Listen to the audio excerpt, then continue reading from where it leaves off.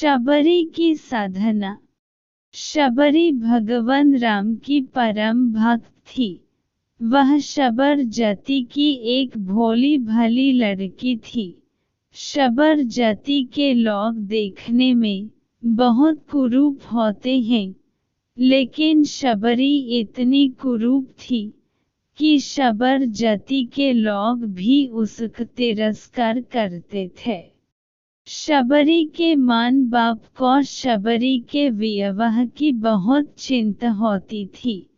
वे दिन रात बस इसी चिंता में डूबे रहते थे कि आखिर शबरी के वैवाहिक जीवन का क्या होगा। आखिरकार शबरी के माता पिता को शबर जाति का एक विवाह योग्य लड़का मिल गया।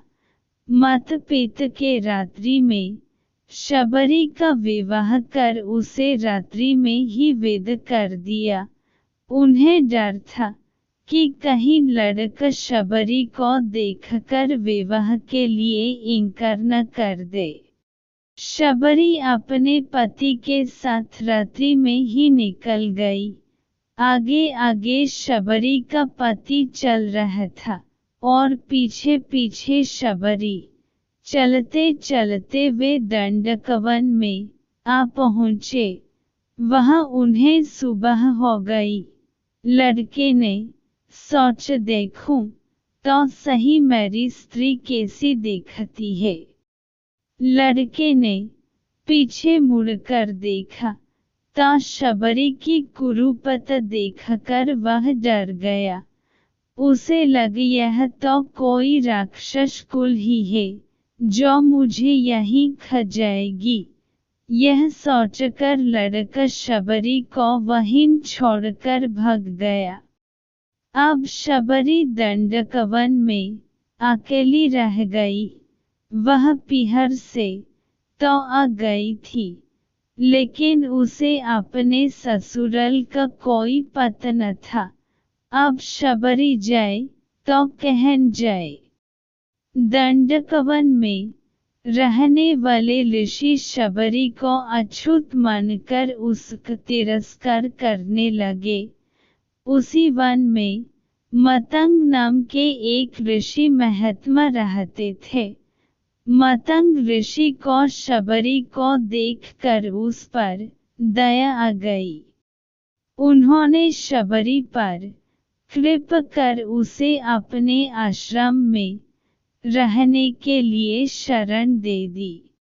दूसरे ऋषि मुनियों ने जब यह सब देखा तो उन्होंने इस बात का बहुत विरोध किया कि उन्होंने एक कुरूप और अछूत जाति की लड़की को अपने आश्रम में शरण दे दी।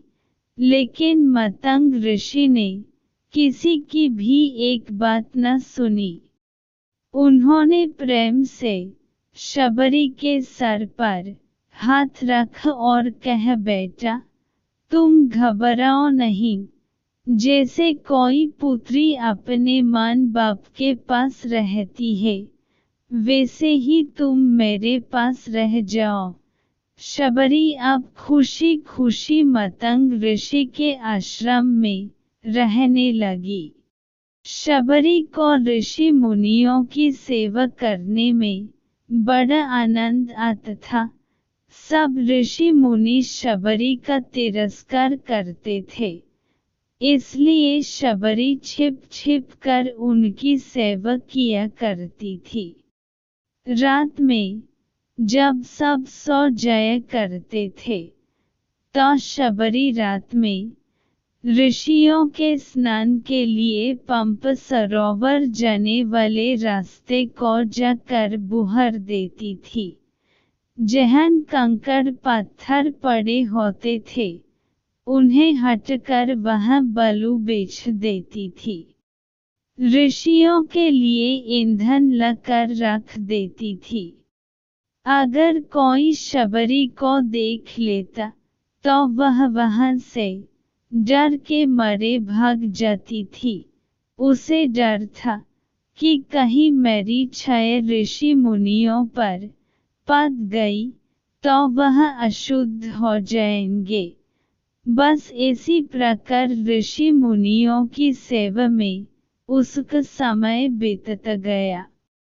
आखिर एक दिन वह समय भी आ पहुँचा जो सबके लिए अनिवार्य है। मतंग ऋषि का समय छूटने का समय आ गया था। जैसे मां बाप के मरते समय बालक रोता है, वैसे ही शबरी भी फूट फूट कर रोने लगी थी। रोने के सिवा वह कर भी क्या सकती थी।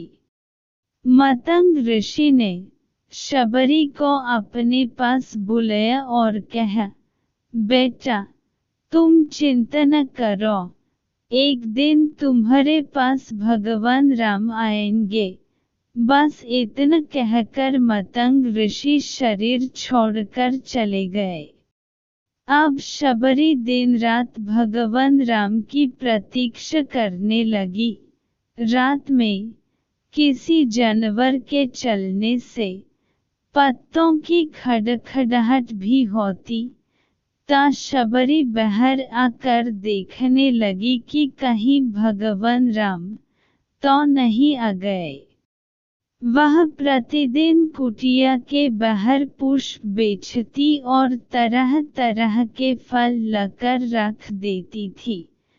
फलों में भी बढ़िया बढ़िया फल राम जी के लिए चखकर रख देती थी।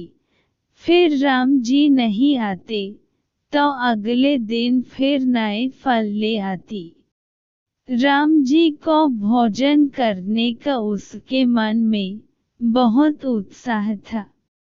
प्रतीक्षा करते करते एक दिन शबरी की साधना सफल हुई। मतंग ऋषि के वचन साते हुए भगवान राम शबरी की कुटिया में पधारे। कई बड़े बड़े ऋषि मुनियों ने भगवान राम से उनके आश्रम में चलने के लिए प्रार्थना की, लेकिन भगवान राम केवल शबरी की कुटिया में आए। जैसे शबरी को भगवान राम से मिलने की तीव्र इच्छा थी, ठीक वैसे ही भगवान राम को भी शबरी से मिलने की उत्कंठा थी। भगवान राम शबरी की कुटिया में पहुँचे। शबरी के आनंद की सीमा नहीं रही। वह भगवान के चरणों में लिपट गई। जल लाकर उनसे भगवान के चरण धोए, फिर आसन बिछकर भगवान को बैठाया। फल लाकर शबरी ने भगवान के सामने रखे और प्रेम पूर्वक उनको खिलाने लगी।